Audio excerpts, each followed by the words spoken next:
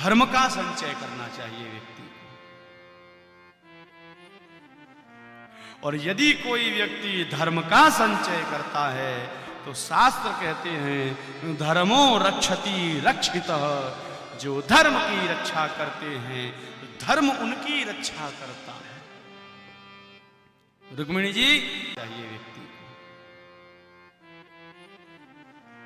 और यदि कोई व्यक्ति धर्म का संचय करता है तो शास्त्र कहते हैं धर्मो रक्षति रक्षितः, जो धर्म की रक्षा करते हैं धर्म उनकी रक्षा करता है। रुक्मिणी जी, यदि मैंने मन वचन कर्म से अपने धर्म की रक्षा की है, मैंने कभी अपने धर्म को टूटने नहीं दिया, तो मेरा धर्म मेरे पुत्र की रक्षा करेगा और मुझे विश्वास है कि मेरा पुत्र एक दिन वापस जरूर आएगा। धर्मो रक्षति रक्षितः, तो कहते हैं ना, वो कोई किसी के पुण्य का पाप का भागीदार नहीं है। पाप का हो चाहे ना हो, पुण्य का दार बनता है भागीदार। माता पिता के द्वारा किए गए पुण्य का फल संतान को मिलता है, जरूर मिलता है। यदि किसी संतान के माता पिता पुण्यात्मा हैं, भजनानंदी हैं, धर्मात्मा हैं, तो उनकी संतान तरक्की भी करेगी, आगे भी बढ़ेगी, नाम भी करेगी, उनको कोई नहीं रोक पाएगा। माता पिता का आशीर्वाद मिलता है संतान को। और आशीर्वाद कौन देगा पता है? जिसके पास कुछ हो वही तो देगा आशीर्वाद। कुछ है ही नहीं, कौन दे देगा? अभी जेब में 10 रुपए नहीं है, 100 रुपए देने की बात करो तो कैसे दे देंगे? माता पिता अब पुण्य करके पहले संचित करते हैं धर्म, और उस धर्म से जब अपनी संतान को आशीर्वाद देते हैं तो वो आशीर्वाद फलता है और उनके बच्चे सदैव आगे बढ़ते चले जाते हैं। यदि संतान हमें सुखी चाहिए तो सबसे पहले हम धर्म का संचय करें। आशीर्वाद देने के लिए भी आपके पास कुछ होना चाहिए। हाँ, हम गद्दी पे एक बार कथा कर रहे थे मथुरा में। एक बार मथुरा में हमारी कथा हो रही थी, तो जैसे हम गद्दी से नीचे उतरते थे ना, तो एक माता जी जिनकी उम्र लगभग 70 से 80 वर्ष की होगी, वो हमारे पैर छूने आती थी। हम छोटे ही थे तब, 20 साल की उम्र करीब होगी तब की घटना है। हमने कहा माता जी आप बहुत बूढ़ी हैं, बुजुर्ग हैं, आप हमारे चरण छुआ करो हमको, अभी हम बच्चे हैं आपके, बच्चे जैसे, हम अभी चरण छुलाने के लायक ना है आपसे। एक दिन 2 दिन तो सुना उसने, तीसरे दिन हमसे डांट के बोली, यदि अभी तुम चरण छुलाने के लायक नहीं हो, आशीर्वाद देने के लायक नहीं हो, तो तुम इस गद्दी पर बैठने के लायक नहीं हो। यहां तो वही बैठेगा जो आशीर्वाद दे सके। तेरे पास है ही क्या? आशीर्वाद ही तो है, वो भी देने लायक नहीं है तो क्या देगा? फिर क्यों बैठा है? आशीर्वाद कैसे देगा? केवल कह दिया सुखी रहो? नहीं नहीं, हमारे पास कुछ होना चाहिए। इसीलिए आजकल देखते ना विवाह शादी होती हैं, अब विवाह शादियों में देखो, विवाह शादियां हो रही हैं और रिश्तेदार आ रहे हैं और खूब दवाई पीते हैं दम के, और फिर वो आशीर्वाद देने के लिए स्टेज पे जाते हैं वर वधू को। अब एक बात बताइए, जिस व्यक्ति ने खूब दवाई पी रखी हो और टल्ली हो रहा हो पी करके, और वो आशीर्वाद देगा तो क्या आशीर्वाद फलेगा उनको? तभी तो ये देखने के लिए कांड रोज मिलते हैं। 6 महीने विवाह नहीं चल रहे हैं, आशीर्वाद दे के गए कि जीवन भर सुखी रहो दाम्पत्य तुम्हारा, लेकिन कहाँ? उस आशीर्वाद वाले के पास कुछ था ही नहीं, देता कैसे?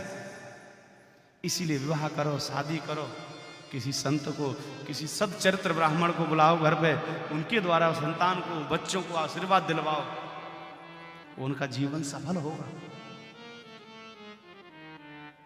और उनको तो कोई बुलाता ही नहीं, सब दवाई वाले आएंगे, सब पिएंगे, और फिर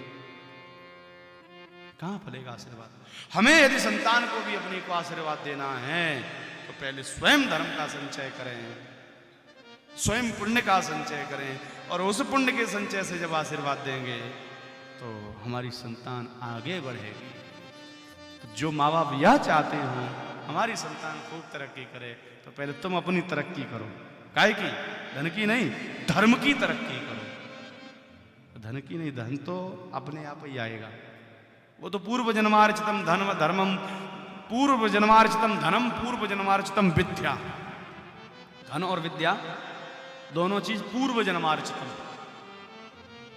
पूर्व जन्म में जितना धन हमने दान किया वह हमें प्राप्त होगा। याचको नैव याचन्ते गेहे गेहे जने जने। भिखारी हमारे घर मांगने आता है तो इसलिए नहीं आता कि कुछ मांगने आ रहा है, वो हमको बताने आ रहा है बेटा दियताम दियताम। क्यों?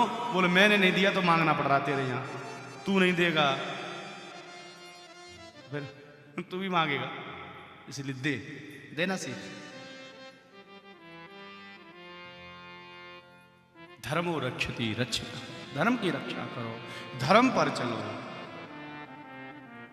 और गीता में भगवान कहते हैं स्वधर्मो निधनम श्रेयः, स्वधर्मो निधनम श्रेयः परधर्मो भयाभय। अपने धर्म में रह करके मरना भी श्रेष्ठ है और दूसरे के धर्म में जाकर के लाखों कमा लेना भी अपराध है। उससे तो बढ़िया मर जाए आदमी। लेकिन बाहरे हमारे सनातन धर्म के बड़े बड़े मानने वाले, मैं इनको मूर्ख कहूं कि इनको ना समझ कहूं, क्या कहूं, अपने धर्म में 33 कोटि देवता हैं, उनको छोड़ करके जाने कहां कहां घूमते हैं लोग चादर चढ़ाते हुए। और मैं कहता हूं यदि तुम्हारी अपने ही धर्म के देवताओं से इच्छा पूर्ण नहीं हुई तो फिर तुम कहीं चले जाना, कहीं नहीं हो। अरे जितनी छूट हमारे धर्म में दी गई है ना लोगों को, उतनी छूट कहीं संसार में दी नहीं गई। किसी भी धर्म को, किसी भी संप्रदाय को उठाओ, एक खूंटे से बांध दिया गया, बस इसी को मानो, एक कोई, यही सब कुछ है। और हमारे यहाँ राम को मानो, कृष्ण को मानो, हनुमान जी को मानो, शंकर जी को मानो, है देवी को मानो, काली को, विष्णु, लक्ष्मी को, सरस्वती को, जहां तुम्हारा सुविधा बने, जिससे तुम्हारे मैच खाए व्यवस्था गणवर्ग, उसको पूजो। लेकिन हम लोग फिर भी भटकते दौड़ते इधर उधर, अपने धर्म को छोड़ करके कभी किसी धर्म में पूजा के लिए, अर्चना के लिए, याचना के लिए जाना नहीं चाहिए। और यदि जाओ तो इससे बढ़िया तो तुम मर जाओ तो बढ़िया, जो जाए वो मर जाए पहले। स्वधर्मो निधनम श्रेयः परधर्मो भयावह, भगवान स्पष्ट कहते हैं। 33 कोटि देवता होते हुए भी हम भटके। और धर्मों को देखो, एक ही किताब है सबके पास, एक ही किताब।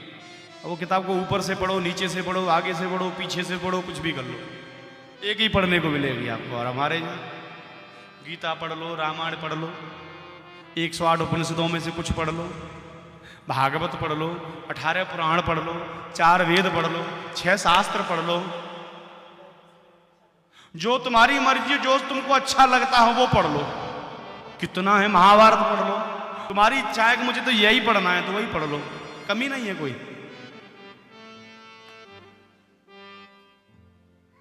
लेकिन फिर भी हम इधर उधर भागे।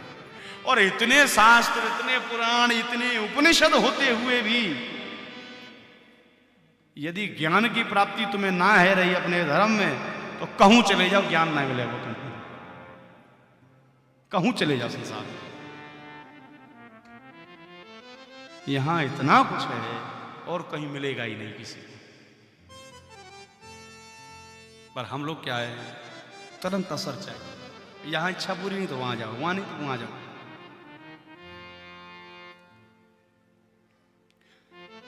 भगवान कहते हैं यदि मैंने धर्म की रक्षा की है तो मेरे बच्चे की रक्षा मेरा धर्म करेगा।